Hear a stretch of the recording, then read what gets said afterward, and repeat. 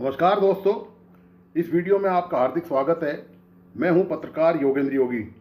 दोस्तों, क्या भारतीय जन्मजात चोर होते हैं?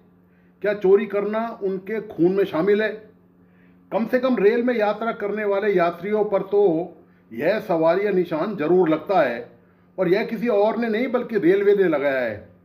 हाल ही में एक आरटीआई के सामने आए आंकड़ों ने बेहद हैरान करने वाला काम कर दिया है। जनवरी 2022 से मई 2026 के बीच भारतीय रेलवे से 1,27,00,000 रुपए से ज़्यादा के बेडरोल आइटम चोरी हो गए। इनमें 46,54,000 के फेस टॉवल, 41,13,000 के चादरें और 23,59,000 के तकिए के कवर और 12,95,000 रुपये के कंबल और 2,76,000 रुपये के तकिए शामिल हैं। इस चोरी के कारण रेलवे को सिर्फ 4 साल में ही 104 करोड़ 51 लाख रुपए का आर्थिक नुकसान हुआ है। सबसे चौंकाने वाली बात यह है कि 2022 से 2025 के बीच इन चोरियों में करीब 56% की बढ़ोतरी दर्ज की गई है। यह चोरी सामान्य डिब्बों में नहीं बल्कि फर्स्ट, सेकंड और थर्ड एसी में सफ़र करने वाले यात्रियों द्वारा की जाती है, जो आर्थिक रूप से सक्षम भी होते हैं।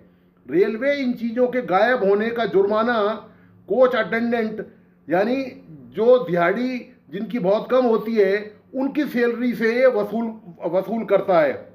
अब सवाल यह नहीं है कि एक चादर कितनी महंगी थी, सवाल यह है कि लाखों लोग बिना किसी शर्म के ऐसी चीज अपने साथ घर क्यों ले जाते हैं जो उनकी है ही नहीं। चोरी की ऐसी घटना की गवाही केवल रेलवे ही नहीं दे रही, बल्कि आपको याद होगा कि 2023 में G20 समिट का आयोजन किया गया था।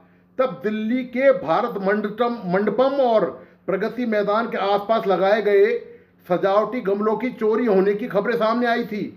गुरुग्राम में ऐसे कई वीडियो या पूरे देश में ऐसे कई वीडियो कई बार सामने आए हैं जिनमें लोग गाड़ियों में गमले भर भर के ले जाते दिखे थे।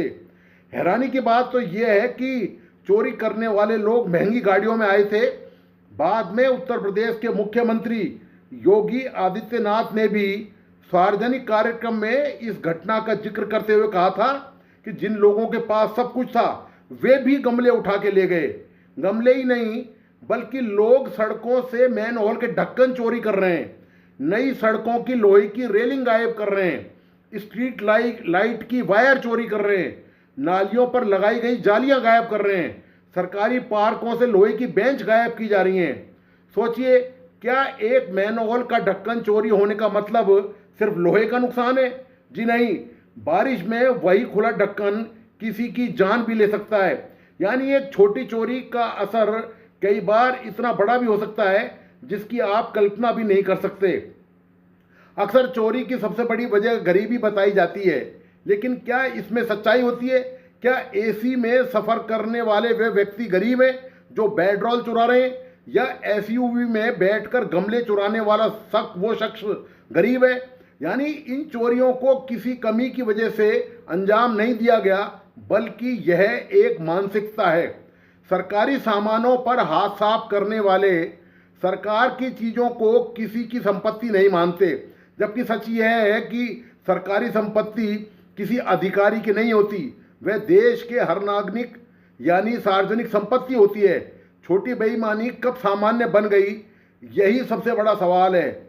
आज अगर कोई ऑफिस से पेन उठा लाए, रेलवे की चादर घर ले आए, सरकारी गमले उठा के ले आए, तो कई लोग इसे चोरी नहीं मानते। यानी समाज में छोटी छोटी बेईमानी धीरे धीरे सामान्य होती जा रही है, और जब छोटी बेईमानी सामान्य हो जाती है तो बड़ी बेईमानी भी उतनी गलत नहीं लगती। लोग सोचते हैं सामान तो सरकार का है, लेकिन असलियत तो अलग है। नई चादर भले ही जनता के पैसे यानी टैक्स के पैसों से खरीदी जाती हों, पर रेलवे अधिकारियों के मुताबिक बेडरोल चोरी होने का नुकसान कई बार ठेकेदारों और कर्मचारियों तक पहुंचता है। सड़क पर वायर का दोबारा लगाया जाना हो या मैन होल का नया ढक्कन, हर बार पैसे आम आदमी के टैक्स के पैसे से ही लगते हैं। यानी चोरी किसी आम आदमी ने किया तो उसका भुगतान भी वही आम आदमी कर रहा है जो टैक्स भरता है। भारत चाहता है कि वो ग्लोबल पावर बने, पर ऐसी घटनाएं हमारे देश को अंतर्राष्ट्रीय स्तर पर कैसे देखा जा रहा है उस पर नकारात्मक असर डालती हैं।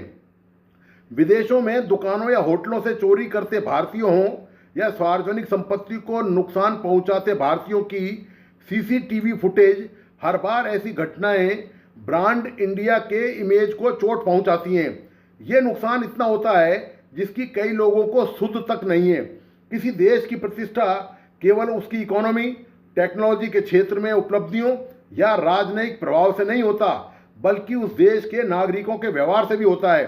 जब लोग खुद ट्रेनों में से सरकारी संपत्ति चुराते हैं तो सिस्टम और सरकार पर भ्रष्टाचार के आरोप लगाने से पहले उन्हें अपने गिरेबान में झांकने की जरूरत है। सार्वजनिक संपत्ति राष्ट्र की संपत्ति है, न कि घर का स्टॉक। ऐसी घटनाएं गरीबी के कारण नहीं, बल्कि कुछ लोगों में नागरिक समझ की कमी और पैसा दिया है तो वसूल लो वाली गलत मानसिकता के कारण होती है। रेलवे ने इस भारी नुकसान को रोकने के लिए सख्त कदम उठाने शुरू कर दिए हैं। यात्रियों को सफर समाप्त होने से 30 मिनट पहले बेडरोल वापस करने के निर्देश दिए गए हैं। आर्थिक महाशक्ति बनने की और ठोस इरादों के साथ देश तेज कदम तो बढ़ा रहा है, लेकिन एक असहज सच्चाई यकीनन काले धब्बे की तरह साबित हो सकती है, और वो है हमारी आधी अधूरी नागरिक चेतना। इंडिया टुडे के एक सर्वे जीडीबी अर्थात सकल घरेलू व्यवहार के नतीजे बताते हैं कि ज़्यादातर भारतीयों की कथनी करनी में जमीन आसमान का अंतर होता है।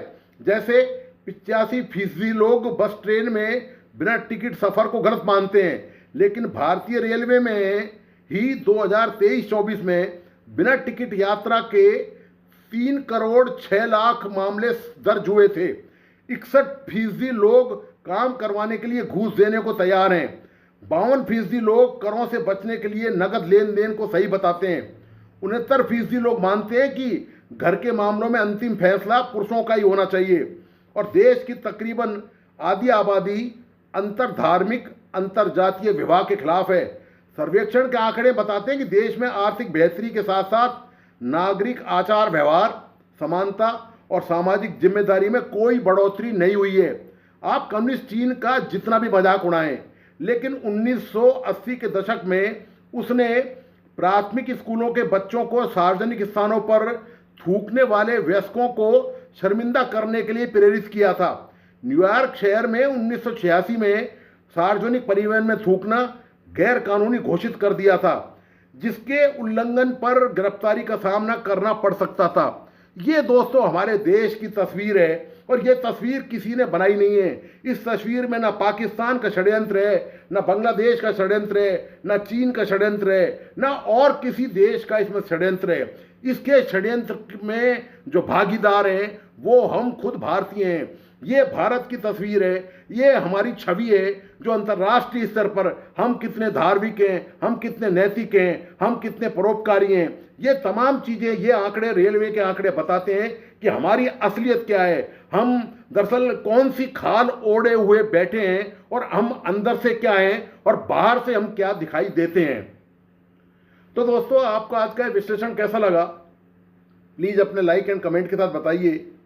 इस वीडियो को अपने दोस्त और परिजनों को प्लीज़ शेयर करना नहीं भूलें। मेरा तमाम दोस्तों से आग्रह है कि प्लीज़ इस यूट्यूब चैनल को लाइक करें, सब्सक्राइब करें एवं बेल आइकॉन का बटन जरूर दबाइए। धन्यवाद, नमस्कार।